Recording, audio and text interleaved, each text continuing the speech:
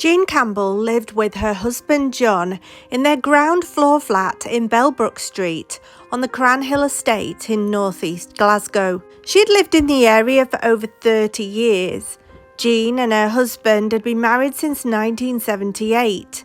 They had 3 children together, a daughter and 2 sons. Although they had now all left home, the family had suffered a tremendous loss when one of their sons, David, had passed away from a sudden illness.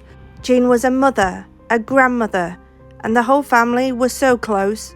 Jean's husband, John, worked for Network Rail and did regular 12-hour night shifts. So when he was gone, Jean enjoyed the company of her 6-month-old dog, Kai. Kai was an Alsatian and a large dog for Jean to handle. She was only 4'11" and weighed around 6 stone, so it was most likely that Kai was taking Jean for a walk. But he brought so much comfort to Jean. Some years earlier, Jean had suffered a burst blood vessel in her brain, which had changed her personality somewhat. It had meant that she could not feel pain down her right side. Her temperament had also changed, and she would get angry quite quickly and wouldn't suffer falls easy. But she was a chatty person, she was fun and a good friend. That day, Jean had spent the day at home with her husband John and dog Kai, and at around 3:30 p.m, Jean was seen on CCTV at a local store buying a newspaper, some drinks and dog food. She was not seen speaking to anyone, she wasn't seen to be followed by anyone, and at around 5:50 p.m, Jean said goodbye to her husband as he set off for his 12-hour night shift. Jean was at home with her pyjamas on, she was watching TV, and then around 10:30 p.m, Jean threw on her black puffer coat over her pyjamas, slid on her flip-flops, grabbed Kai's lead, and was seen on CCTV again as she led her dog from their first floor flat to the Cranhill Park area. It was Friday the 13th of December 2013. And Jean was captured on CCTV entering the park at about 10:30 p.m. The Cranhill Park was only 100 metres from Jean's flat, but that was the last time she was seen alive again.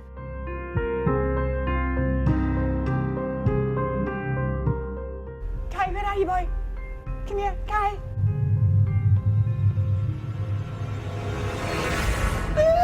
Jean's battered body was to be discovered the following morning at 7:40 a.m. by her horrified husband. He had got home from his 12-hour night shift. He'd gone back to the house and it was empty, but all the lights were on, and it was unusual, as Jean did walk the dog on a morning but not this early. So he went out to look for her, and as John walked around the estate, he was drawn to some barking that he was sure must be Kai, which drew him to the park. Kai had been locked in the children's play park as the gate was shut, but then he saw Jean lying on the muddy ground in the disused children's park. She lay face down on the ground, still wearing her pyjama top and her black coat, but her pyjama bottoms and the pair of flip-flops were taken off and lay close to her.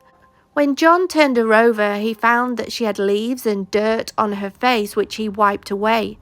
Her body was still warm, but her legs were apparently freezing cold. He said that he thought she was still breathing, so he gave her mouth-to-mouth resuscitation, which is not what you do if somebody was breathing, but I digress.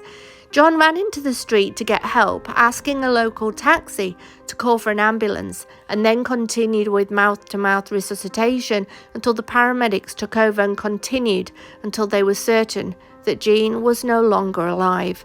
And shortly after that, paramedics told him that she was dead. It was said that she had been beaten to death with what looked like the dog lead. She also had defensive injuries to her hands and arms. The attack was described as ferocious. It caused 11 broken ribs, a fractured leg, bruising to her head and neck, and a brain injury. After realising Jean was only wearing her pyjama top and coat, and that her bottoms and flip-flops had been removed, lying neatly nearby, police immediately put the park onto lockdown and sealed off the 8 entrances and exits. Did Glasgow have a new serial rapist on the loose? Police went to local businesses to seize CCTV, as well as local council cameras, and hundreds of local Cranhill Estate residents were questioned. Police wanted to know who had been out and about late that night, and asked if they'd seen anything suspicious. Initially, Jean's daughter thought, when she heard that her mother had died, that it must have been due to the brain hemorrhage. She had no idea that this was a murder investigation, and could not understand why anyone would want to hurt her mother. She was so small. She had no enemies. She had lived on the estate for over 30 years. Just about everyone knew who Jean and John were, or the family, or had seen Jean walking Kai. She wasn't intimidating. She didn't argue with people. She wasn't rude. She was a kind, chatty person. She would help anyone with anything.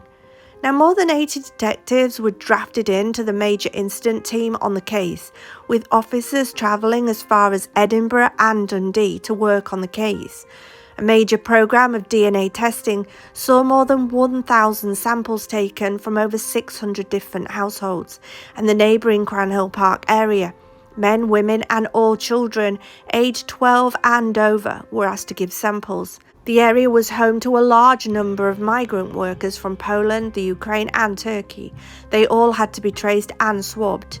And due to the significant injuries Jean had suffered, police soon ruled out her husband due to the fact that he had been at work all night and she had been killed the night before. Now, police thought that the killer must have suffered some kind of injuries to his face or hands due to the severity of the attack. They may also have had dirt or grass stains on their clothing that night, which might have made a friend or family member suspicious at the time. However, no one came forward to say they had witnessed anything unusual, and as the days turned into weeks without an arrest, concerns grew that the killer would strike again, or that Jean would never get the justice she and her family deserved. Police questioned if Jean had fallen victim to the rarest form of murder, an attack by a complete stranger. One local woman said at the time, usually when something happens in the Cranhill estate, you get whispers about it, someone talks, names get dropped. People get involved, names get thrown around pretty quickly around here, even if it turns out that most of them are just hearsay. But with Jean's murder, there was just nothing. Nobody had any clue who had done it. Nobody seemed to be pointing fingers in any particular direction. Now, the park was used as a shortcut during the day and night, so they theorised that it could have been anyone. Police seized CCTV footage which showed that earlier in the afternoon, Jean had been to a store buying a newspaper, dog food and drinks and walking Kai on the park on the way back. She wasn't seen speaking to anyone, no one was following her, everything seemed normal. And as police watched the CCTV, they then discovered that Jean had actually walked the dog twice that night, which was quite unusual. The CCTV also showed that she left the house at 9:47 p.m. and seemed to be walking Kai, returning home at 10:04. If that had have been the last walk of the night, it seems strange that she went out again less than half an hour later at 10:34 p.m. when she was seen on CCTV again. And detectives were unable to explain the repeat trip, especially as Jean was in the habit of going to bed at around 11 p.m. and Kai had already been walked half an hour earlier. They were unable to explain why she tragically went out that night again. And at the time, Detective Chief Inspector Colin Carey of Police Scotland's Major Incident Team said, "We don't know why she took the dog out again so soon, but by the time she was wearing her pyjama bottoms under a black 3/4 length jacket, the fact that she was dressed that way suggests she did not feel in any danger. She didn't plan to be out that long."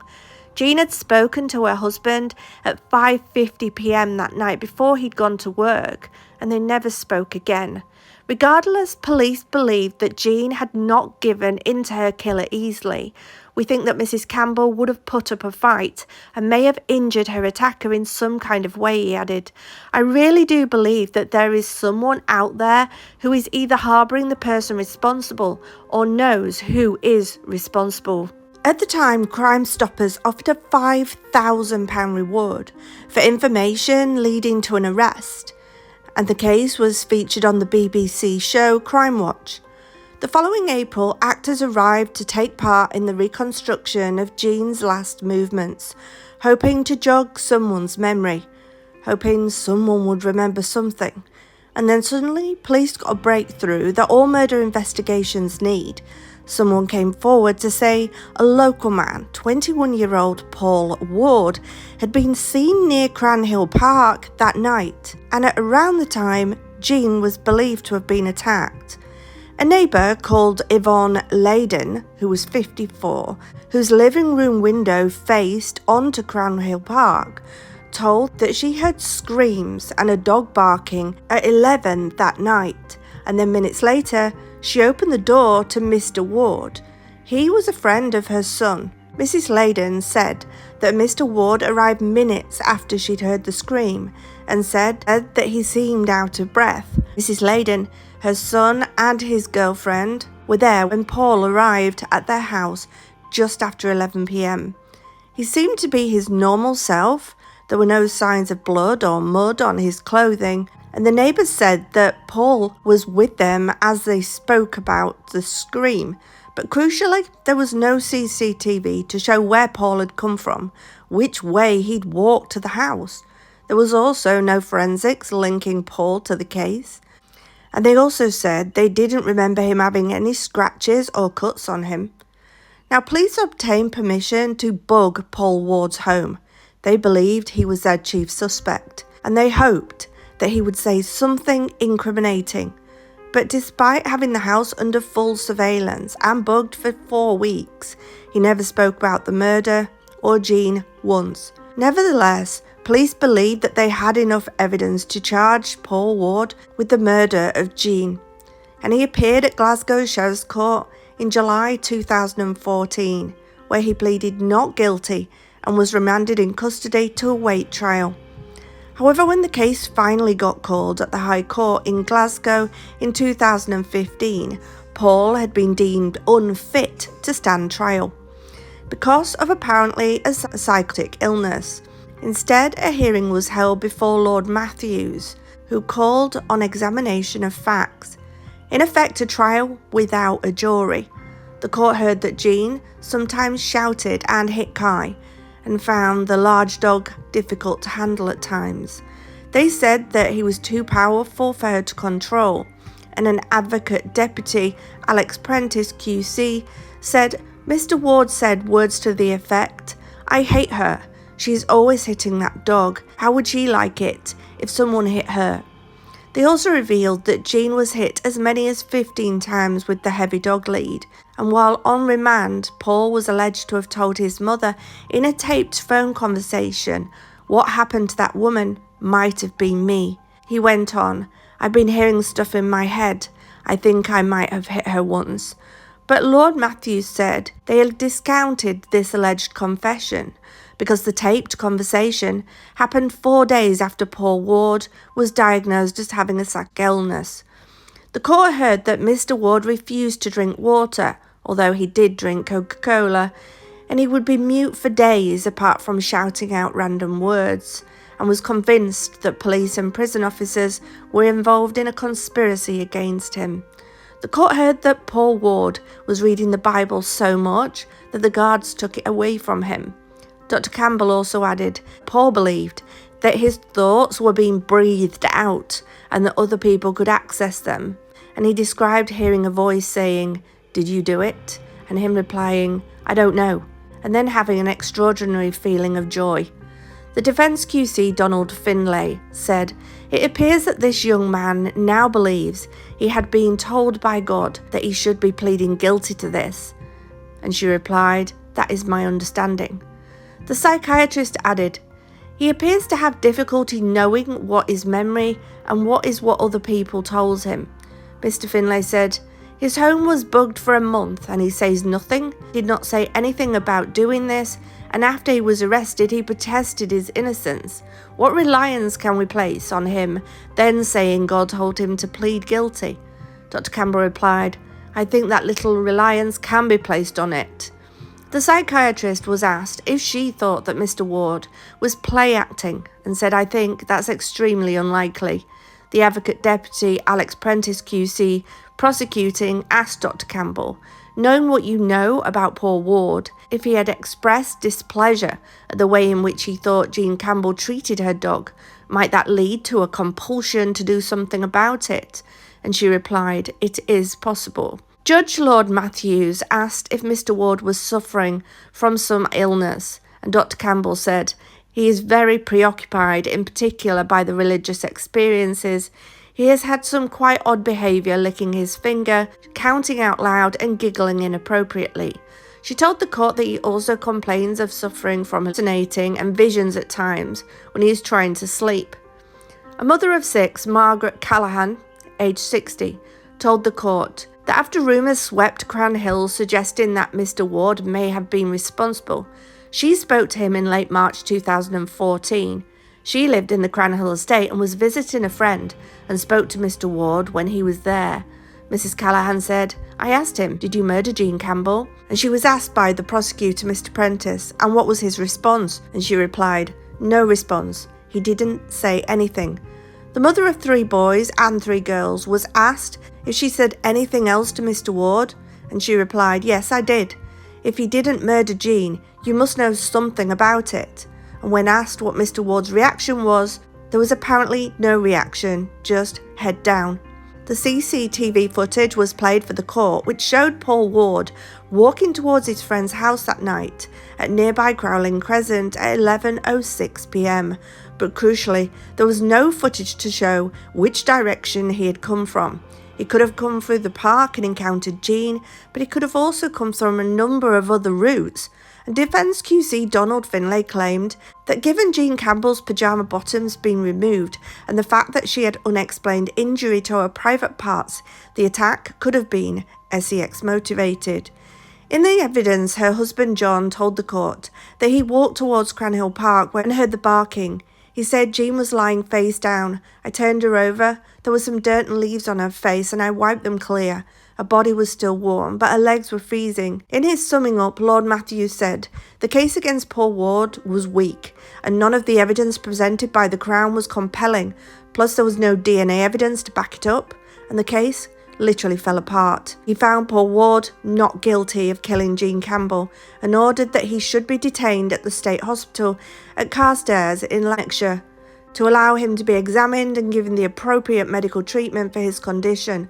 Lord Matthews said, a great many hours of work were put into this case by dedicated policemen, including authorised surveillance of the accused's home, but the result of all of this is, in my opinion at least, a weak Crown case. There was proof of a possible motive, and the accused potentially did have the opportunity. There are a number of suspicious circumstances in this case, and the accused might have committed the acts referred to in the indictment, but that is not the test. Lord Matthews said that the Crown case did not convince him beyond a reasonable doubt that Mr. Ward was responsible for Mrs. Campbell's death.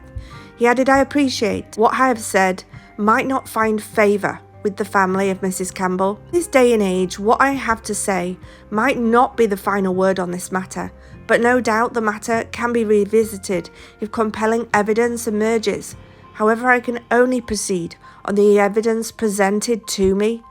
Jean's husband John was shell-shocked that the judge's determination was read out in court and had to be comforted by family members. Paul Ward was later released from Carstairs Hospital in Lanarkshire, and his care was transferred to Stoke Hill Hospital in Glasgow, where he was later discharged after further treatment in 2007. And after being discharged, he went to live with his mum in the northwest of the city. Under the new double jeopardy laws, Paul Ward could be brought back into court again if new evidence came to light. At the time of his release in 2017, Jean's 61-year-old sister, Edwina O'Farrell, said the family were disappointed that he hadn't stood trial in front of a jury. She said, we were hoping he would have a proper trial.